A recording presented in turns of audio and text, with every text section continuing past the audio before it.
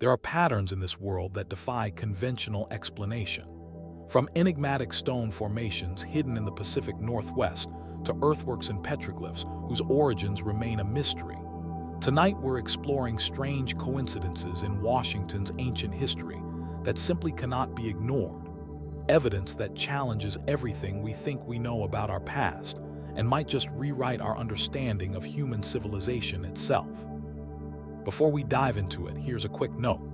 The visuals in this video aren't necessary to enjoy the stories. They make it more dynamic, but you can keep up with the stories strictly through the audio. Feel free to let this play in the background while you work, relax, or even fall asleep to these perplexing mysteries. And if you'd like to support me making these videos, consider subscribing to the channel. Let's begin our journey through the strangest coincidences of the ancient world.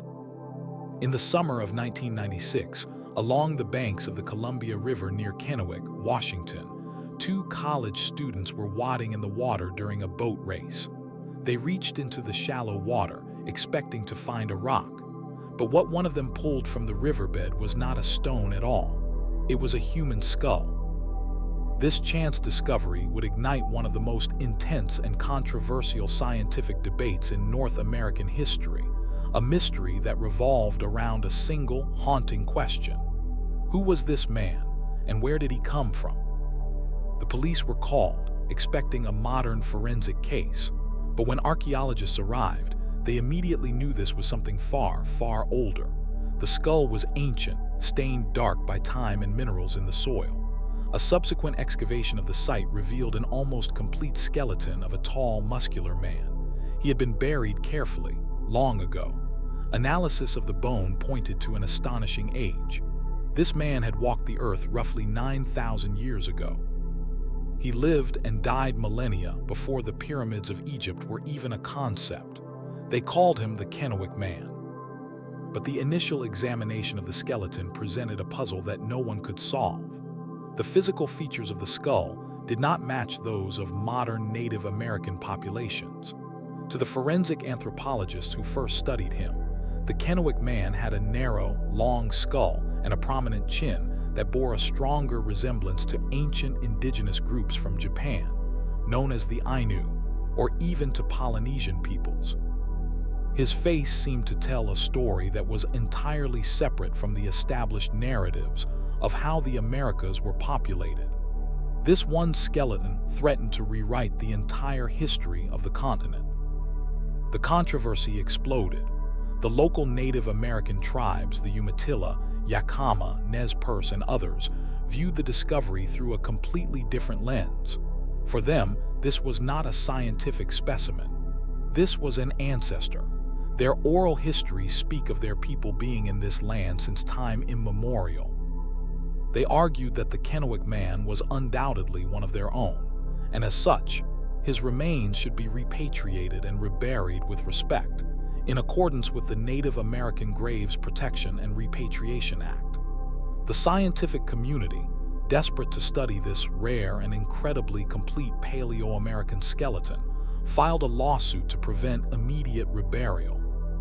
For years, the Kennewick Man became the center of a bitter legal and ethical battle between science and tradition, between what could be studied and what should be sacred.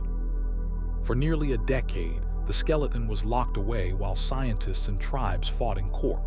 Finally, researchers were granted limited access to conduct a non-destructive study. They used advanced technology, like CT scanning and 3D modeling, to examine the bones without damaging them.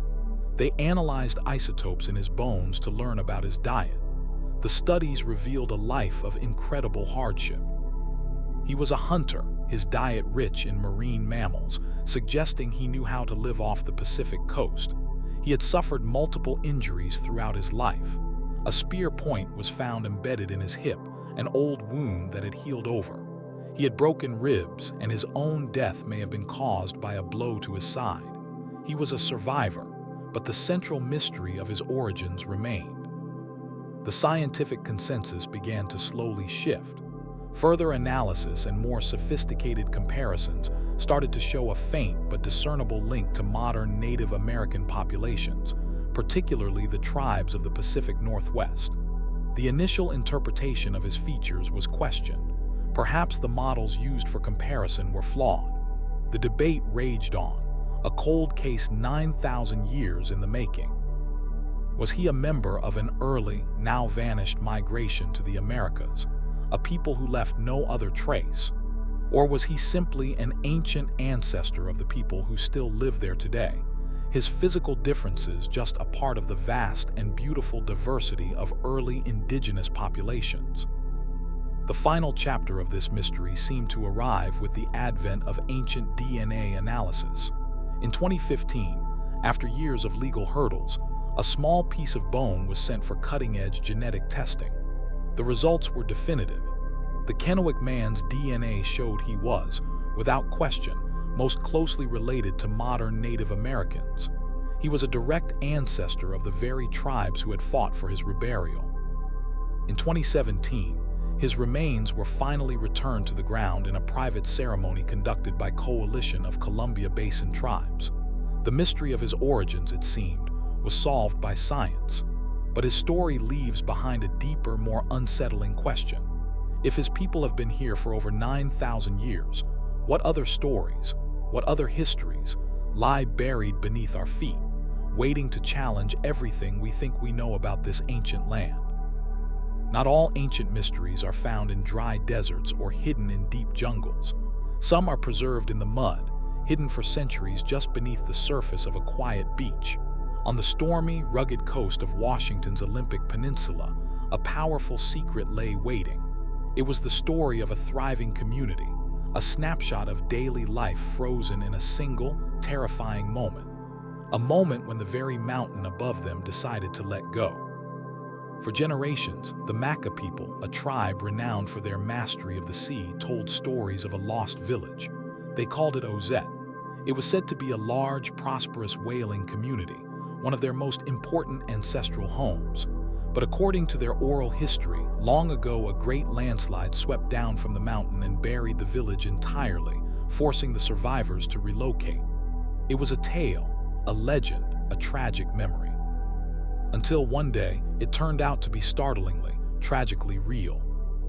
The catalyst for discovery was, ironically, another storm. In the winter of 1970, a fierce gale lashed the coast, eroding the cliff face near Ozette. As the waves pounded the shore, they washed away layers of soil and sand. And from the exposed bank, something extraordinary began to emerge. A Makah man named Edward Claplin who was walking along the beach when he saw it. Protruding from the mud were the unmistakable lines of a longhouse plank, and next to it, a whaling harpoon perfectly preserved. The legend was true. The village was there. Archaeologists from Washington State University were called in, and what followed was one of the most significant archaeological excavations in North American history.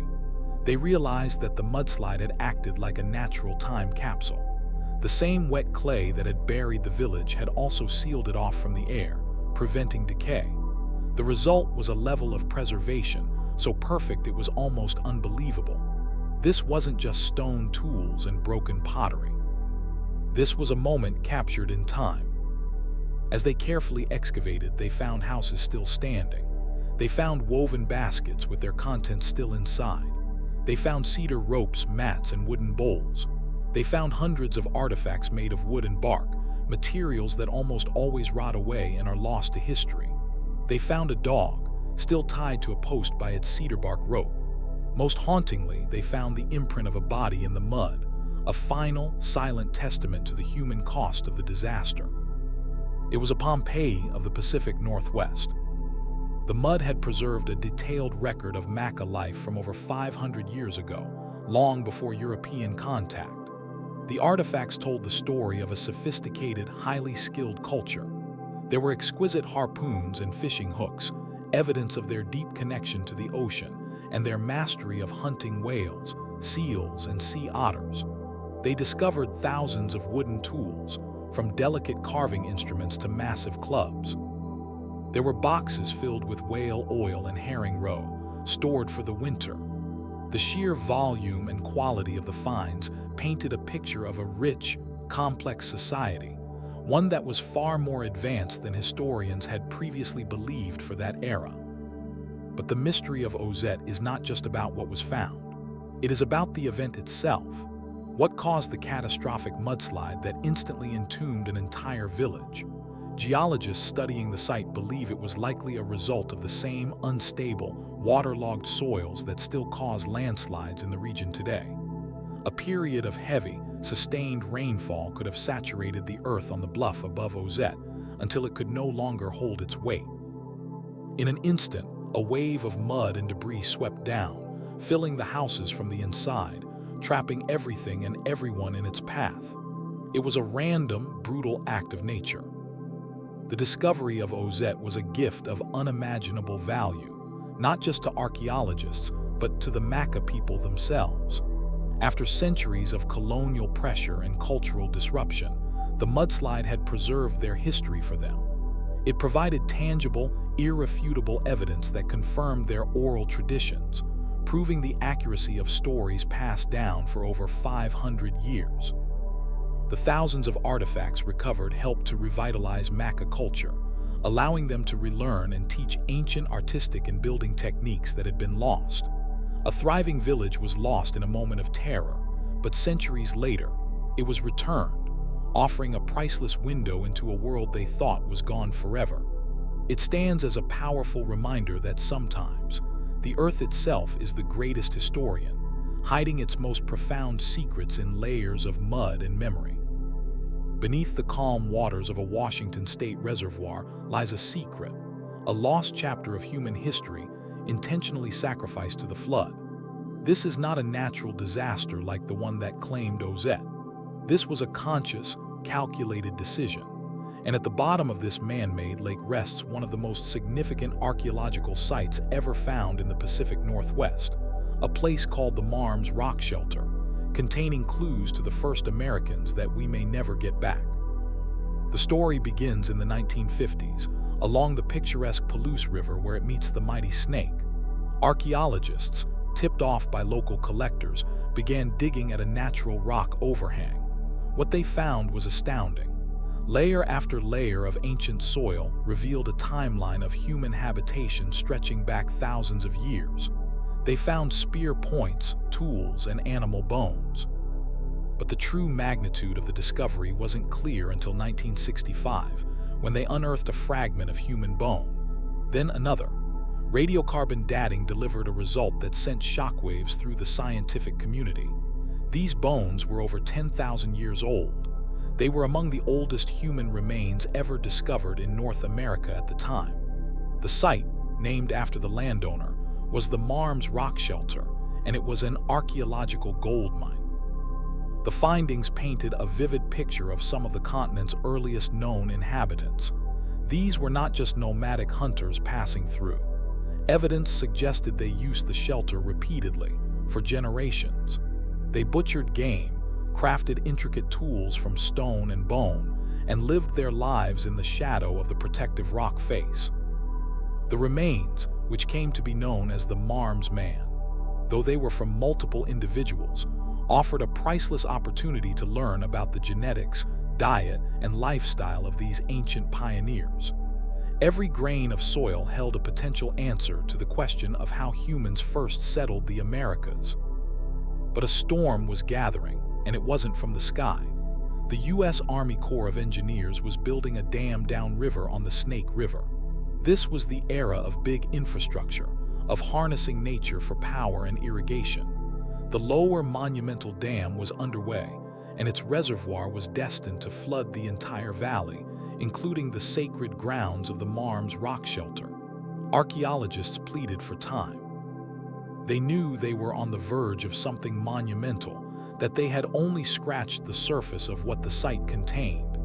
The public, captivated by the discovery, rallied behind them. In a rare move, the government listened. Congress allocated funds not to stop the dam but to build a protective cofferdam, a large levee, around the entire archaeological site. The idea was ambitious, to create a dry island that would shield the rock shelter from the rising waters of the new lake. For a moment, it seemed like science had won. Workers raced against the clock, piling rock and earth into a massive barrier, but the geology of the valley had a different plan. When the reservoir began to fill, water didn't just come over the top. It seeped up through the porous gravels beneath the cofferdam. The protective levee, ironically, turned into a bathtub, slowly filling with water from below.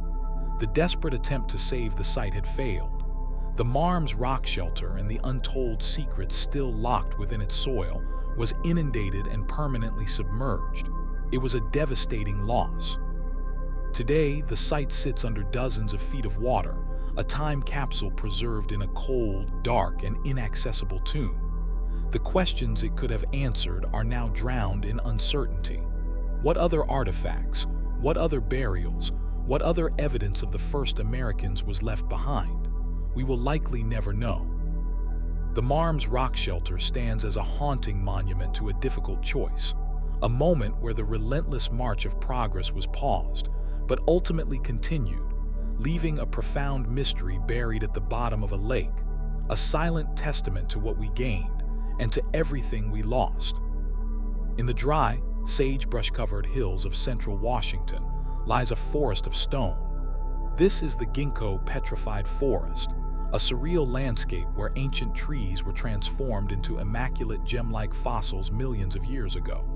It's a place of natural wonder, but hidden among these silent stone trees is a human mystery, one that involves not the trees themselves, but what was done to them long after they turned to rock.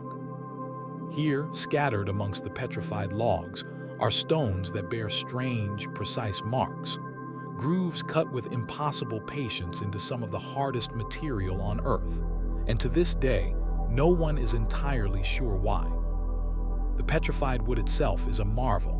Millions of years ago, volcanic eruptions engulfed vast forests in lava and ash. Mineral-rich water seeped through the logs, slowly, molecule by molecule, replacing the organic wood with silica, quartz, and other minerals. The result is a perfect stone replica of the original tree, preserving its bark, its rings, and its shape for eternity. The state park protects these beautiful fossils, and for most visitors, that's the story.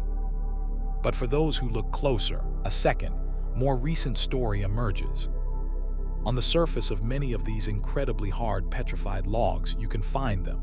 Long, straight, and deliberate grooves carved deep into the stone. These are not random scratches or natural fractures. They are clean, parallel channels, clearly made by human hands using tools. They are known as culturally modified trees, but in this case they are modified stones. The petrified wood is essentially quartz, a mineral harder than steel. Carving into it would have been a monumental task, requiring immense time, effort, and skill. It would have shattered lesser stones and destroyed countless Stone Age tools. So why would anyone undertake such a brutally difficult task? The leading theory points to the making of tools. The indigenous peoples of the region are renowned master craftspeople of stone, particularly for creating fine spear points and arrowheads. The specific type of rock found in the petrified forest, with its unique crystalline structure, would have been a prized material for crafting sharp, durable blades. The grooves could have been a method for testing the quality of the stone, a sort of ancient quarry sample. By making a deep cut, a craftsperson could assess the internal composition of the log, checking for flaws, cracks, or the desirable grain needed for a perfect point. If the stone didn't shatter and produced long, sharp flakes, it was worth the immense effort of breaking a large piece off to take back to their workshop. But this practical explanation doesn't fully satisfy every researcher. The amount of work involved seems extreme for a simple test. This leads to other, more intriguing possibilities. Perhaps the act of carving into the stone was ritualistic. These stone trees, standing silent and eternal on the landscape, might have held deep spiritual significance. They are, after all, incredibly rare objects. Carving a mark into one could have been a way to connect with the spirit of the mountain, to leave a permanent offering, or to record a vision quest. The grooves might represent a form of communication or a symbolic act that we can no longer decipher. Another theory suggests they were part of the tool-making process itself. that the grooves were used to isolate a large spall or flake of stone from the main log. But the precision and placement of the grooves often don't perfectly support this. The true purpose remains just out of reach. Whoever made these grooves left behind no other clues, no written record, no oral history that has survived to explain their actions. They left only their marks, a silent message etched in the most durable canvas they could find. The Ginkgo Petrified Forest holds its secrets tight. The stone trees keep their silence, leaving us to wonder about the ancient hands that worked so hard to leave their mark on eternity, and the mysterious reason they felt it was so important to do so. Rolling across the endless, wave-like hills of eastern Washington's Palouse region is a sight so common that most people drive right by without a second glance. But if you stop and look closer, a pattern emerges. Dotting the landscape, often on ridgetops with sweeping views, are thousands of mysterious mounds. These are not the grand, sculpted earthworks of other cultures. These are subtle, rounded humps of soil, sometimes alone, sometimes in clusters, blanketing the land. For over a century, a quiet debate has simmered among experts. Are these strange bumps a purely geological phenomenon, a quirk of nature? Or are they the forgotten burial mounds of an ancient people, a sacred landscape hidden in plain sight? The mounds themselves are unassuming. They are typically round or oval, ranging from just a few feet to over 6 feet in height and up to 50 feet across. They are composed of the same rich, wind-blown soil that makes the Palouse one of the most fertile agricultural regions on Earth. And this is precisely where the mystery begins. The most accepted scientific theory for decades has been that these mounds are a result of natural processes. Geologists point to a phenomenon called cryoturbation. This theory suggests that during the last ice age, this region experienced a cycle of freezing and thawing. As the ground froze, water within the soil expanded, pushing Earth upwards. When it thawed, the soil contracted, but not evenly. Over thousands of years, this relentless freeze-thaw cycle could have churned the soil into these distinctive mounds, much like a giant, natural ice cream churn. Proponents of this theory argue that the mound's patterns and composition are consistent with this kind of activity found in other cold region environments around the world. It's a compelling, neat, and scientific explanation. But there's a problem. Many of these mounds are found in locations that seem anything but random. They are frequently positioned on high points of land, along ancient waterways, or in lines that suggest intention. Furthermore, the oral histories of the Palouse, Nez Perce, and other plateau tribes tell a different story. For generations, they have referred to these mounds as burial sites, the resting places of their ancestors. They are considered sacred ground. This isn't just a vague legend. It's a specific and persistent part of their cultural knowledge. The conflict between these two views came to a head with the arrival of modern agriculture and development. As farmers plowed the fields and builders prepared land for construction, they occasionally unearthed human remains and artifacts from within these very mounds. These discoveries lent powerful, tangible weight to the indigenous oral tradition. How could a natural geological process place human bones and crafted objects inside these precise earthen forms? It seemed to point to a human origin. Yet the debate is far from settled. Skeptics of the burial mound theory argue that the human remains found could have been buried in pre-existing natural mounds, repurposing them as convenient burial sites by later peoples. They question whether a pre-horse culture, without draft animals or metal tools, could have or would have moved the enormous amount of earth required to create so many thousands of mounds across such a vast territory. The scale of the work would have been staggering. So the mystery persists, etched into the very hills of the Palouse. Are we looking at a breathtaking natural wonder, a unique fingerprint of the ice age left upon the land? Or are we walking through an immense, unmarked cemetery, a lost city of the dead whose builders and true purpose have been lost to time? Perhaps the truth lies somewhere in between, a landscape of natural mounds that were later recognized as special and sanctified by ancient people for their sacred rituals. Without more definitive evidence, the Palouse mounds remain an enigma, a haunting reminder that some of history's deepest secrets are not hidden in tombs or temples, but are simply waiting under our feet, silently keeping their story to themselves. High above the swirling waters of the Columbia River, on a remote cliff face known as Sentinel Bluffs, lies a message from the past. But this is no simple drawing of a man or an animal. Etched into the dark, volcanic basalt rock are series of intricate, complex, and utterly abstract designs. These are petroglyphs, but unlike any others. They are a cascade of dots, circles, spirals, zigzags, and lines that intersect and flow in patterns that seem both deliberate and chaotic. They are a puzzle without a key, a code without a cipher. For archaeologists and linguists, they represent one of the Northwest's most tantalizing mysteries. What were these ancient artists trying to say? Location itself is significant. Sentinel Bluffs commands a powerful view over the river, an ancient highway for trade and travel. For thousands of years, this was a place where cultures from the coast, the plains, and the plateaus would have met and interacted. The site is covered in petroglyphs, with some estimates suggesting over 100 individual panels. Many feature recognizable symbols, hunters with bows, mountain sheep, and spirit figures, but a certain group of carvings stands apart. They are dense, complex, and non-representational. They look less like pictures and more like a form of writing, or perhaps a sophisticated map. One of the most prevalent and puzzling motifs is a series of precise pecked dots. These aren't random sprinkles. They appear in careful lines, clusters, and patterns. Some researchers have wondered if these dots could represent a counting system, perhaps recording astronomical cycles, the number of days in a journey, or tallying resources. Could this be an ancient accounting ledger, carved in stone for all to see?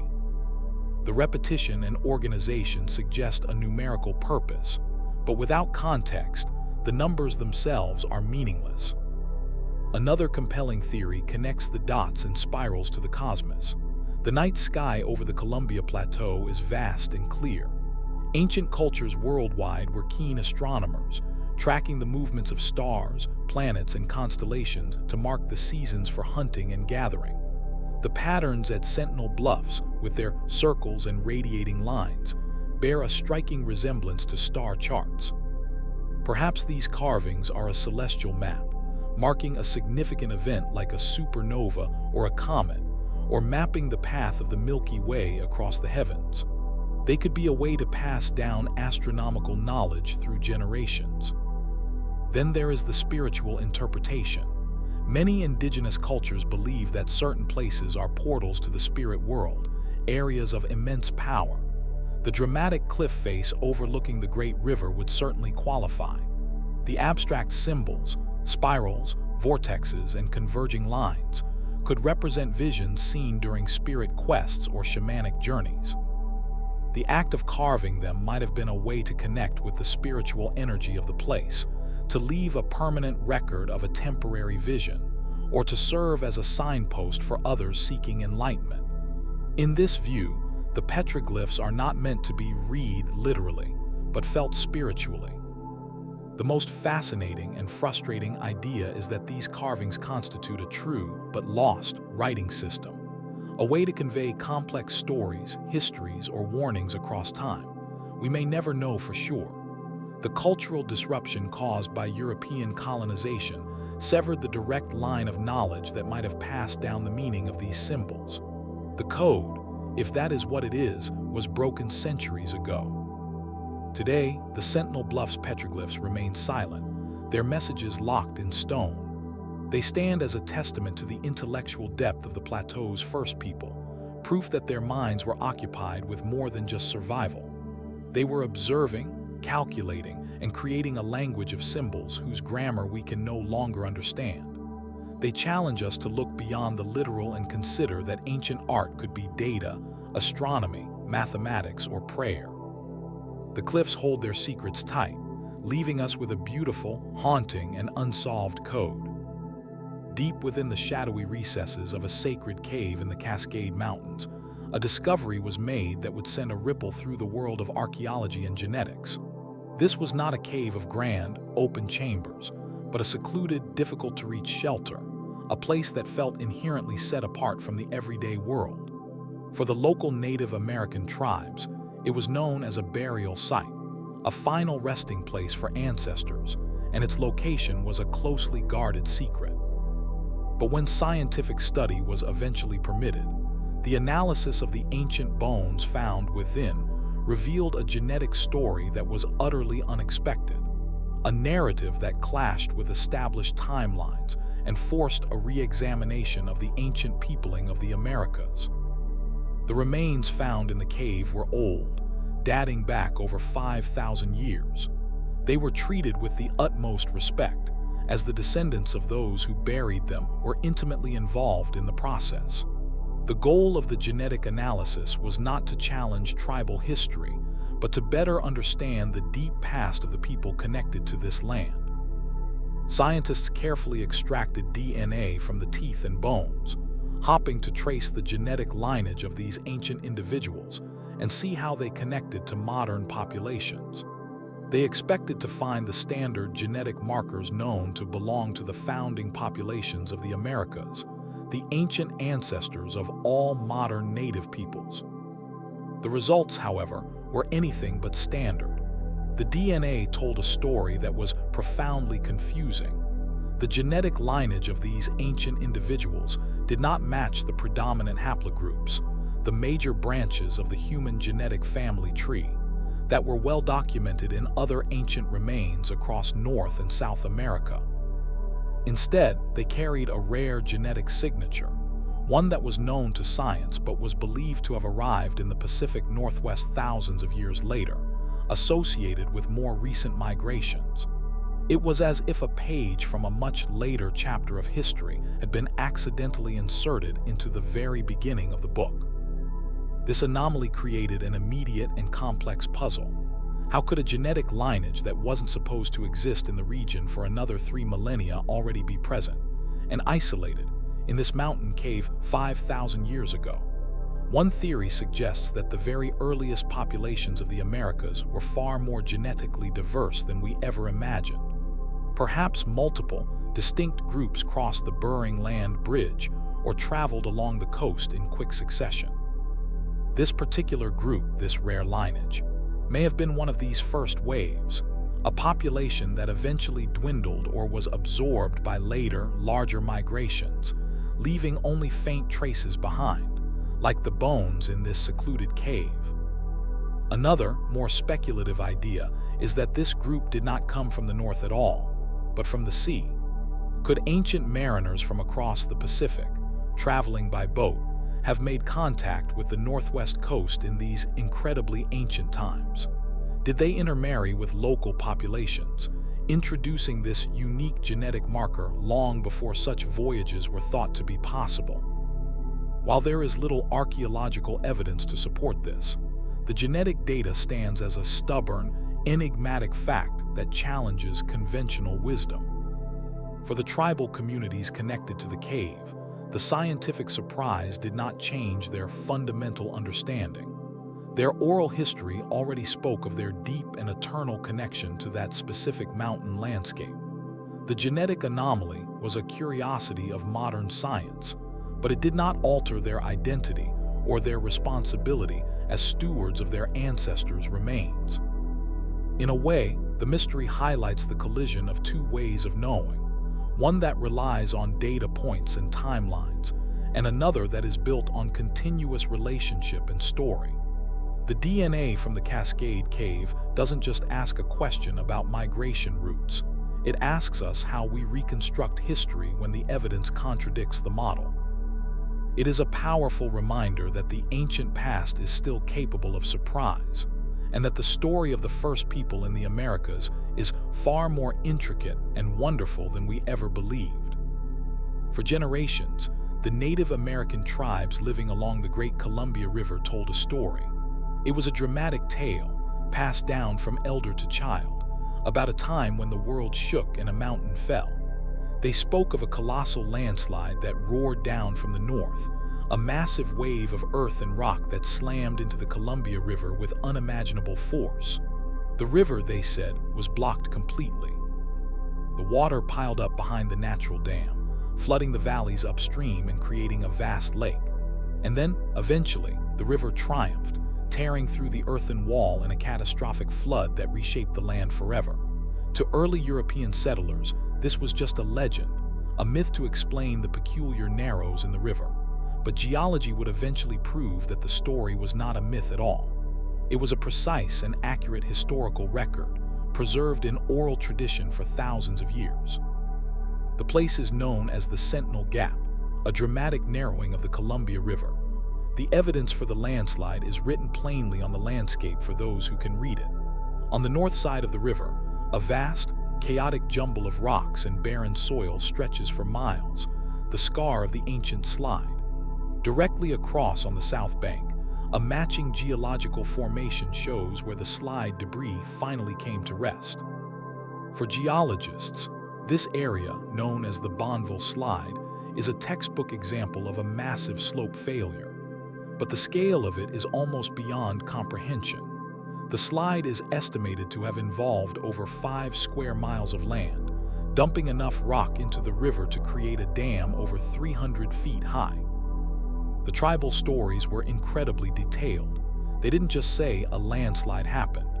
They described the event itself, the sound, the terror, and its consequences, the formation of the Great Lake behind the dam and its eventual bursting. The timing of this event, according to modern geological dating methods, was around 1,000 years ago, maybe more. This means the oral history was maintained with stunning accuracy for over 40 generations. This wasn't a fuzzy memory. It was a meticulously preserved account of a watershed moment in the history of the region. The confirmation of this story has profound implications. It forces a reevaluation of what we consider to be history. Written records are often privileged as the only reliable account, but the story of the Bonneville Slide demonstrates that complex and accurate information can be transmitted orally for millennia. It shows a deep and sophisticated understanding of geology and hydrology encoded within a cultural narrative. The story was not just a tale. It was a warning about the power of the land, an explanation for the formation of the river's fishing narrows, and a historical marker of an event that defined their world. The synergy between the two knowledge systems is powerful. Geologists, using core samples and carbon dating, could pinpoint when the slide happened, but the tribal stories provided the human context, the experience of the event. They answered the questions science couldn't. What did it feel like? What was the impact on the people who witnessed it? The legend gave the catastrophe a narrative and a meaning. The Great Bonneville Slide stands as a testament to the power of story. It is a definitive example that ancient oral traditions are not merely fanciful legends. They are often living libraries, preserving critical data about cataclysmic environmental events long before the invention of the written word. They remember what the land itself remembers, offering a bridge to a deep past we are only just beginning to understand. In the rolling hills just north of Yakima, Washington, lies a quiet valley known as Wenas Creek. It's a place of ranches and dry grass, a landscape that feels peaceful and unchanging. But beneath this ordinary surface lies the ghost of an extraordinary archaeological find, a site that promised to rewrite the early history of human presence in the region, and then, just as suddenly, vanished back into the earth, taking its secrets with it. This is the story of the lost Wenas Creek Mammoth Pit, a tantalizing glimpse of a world where humans hunted giants, and a cautionary tale about how easily the past can be erased. The discovery was made in the early 2000s, not by archaeologists but by a landowner.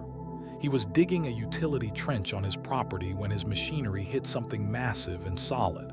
Curious, he stopped to investigate and found not rock but bone. Enormous bone. He contacted Central Washington University, and soon archaeologists were on the scene. What they uncovered was breathtaking. They had found the remains of a Columbian mammoth, a giant Ice Age elephant that once roamed North America. But this was no ordinary fossil bed.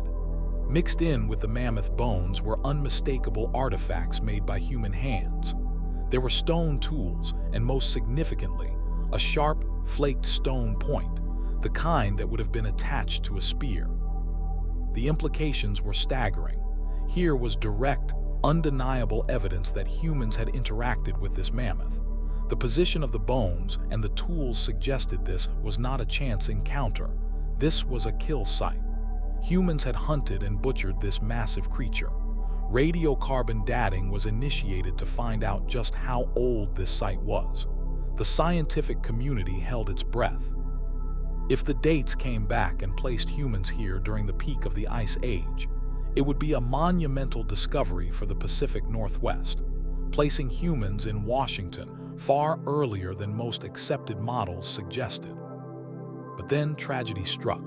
Before the carbon dating results could even be finalized, and before archaeologists could conduct a full, meticulous excavation of the site, the land was sold. The new owners had different plans for the property.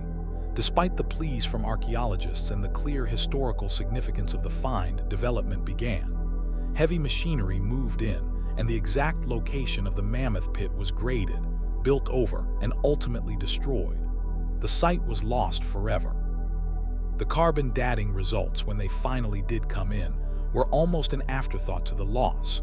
They indicated the mammoth was much younger than some had hoped, from a time when humans were already known to be in the area.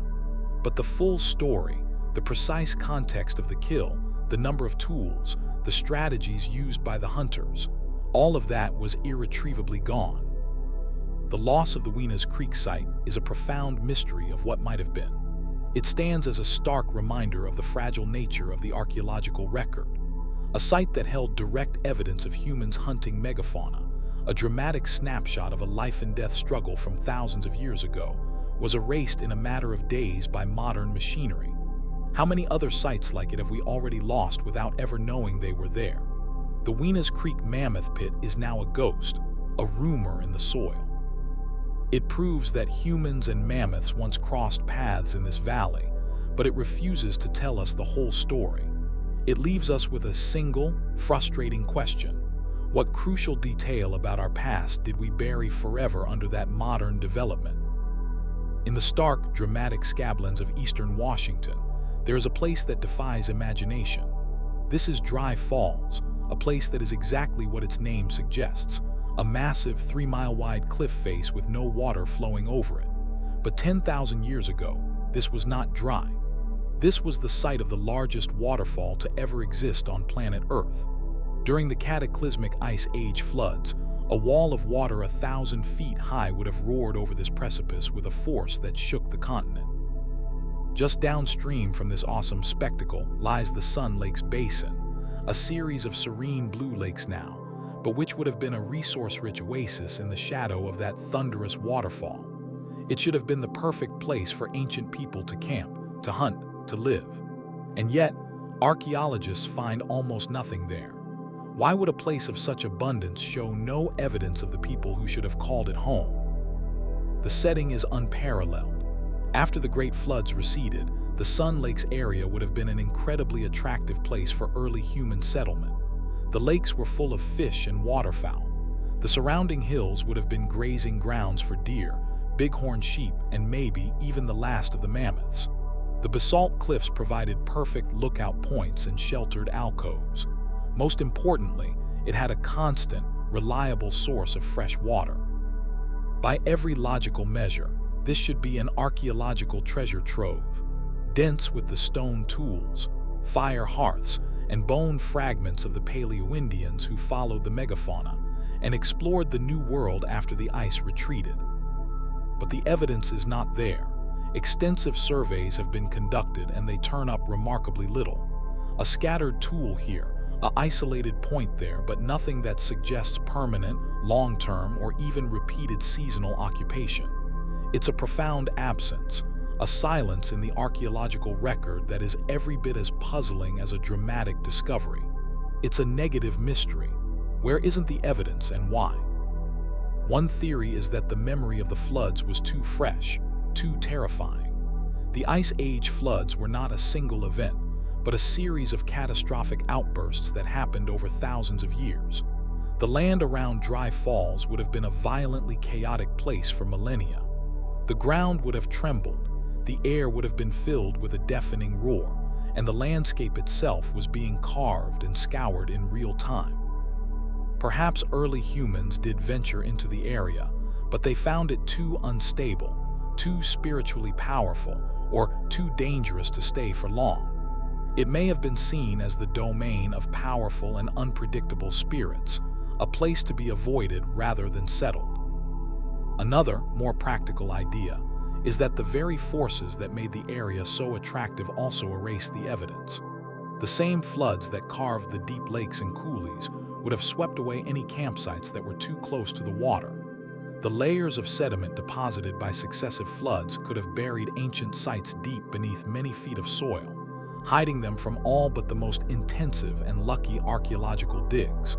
What we perceive as an absence might just be an incredibly deep burial. The silence at Sun Lakes is a different kind of ancient mystery. It's not about what we found, but what we didn't find. It challenges the assumption that humans will always gravitate towards obvious resource-rich environments. It suggests that other factors, memory, myth, fear, or the raw, overwhelming power of nature, could have been just as powerful a deterrent. The Dry Falls Vanishing Act leaves us with a haunting question. Did ancient people avoid this paradise on purpose? And if so, what did they know that we can only guess at?